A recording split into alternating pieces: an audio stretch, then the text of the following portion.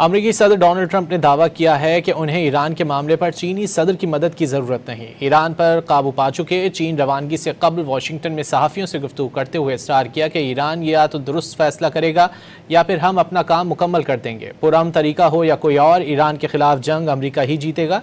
जंग के बाद महंगाई में कमी का भी दावा किया। Relatively good, to be honest with you. You look at the blockade, no problems. They get a lot of their oil from that area. We've had no problem, and he's been a friend of mine. He's been somebody that we get along with, and I think you're going to see that good things are going to happen. This is going to be a very exciting trip. A lot of good things are going to happen. I don't think we need any help with Iran. We'll win it one way or the other. We'll win it peacefully or otherwise. Their Navy's gone, their Air Force is gone, every single element of their war machine is gone.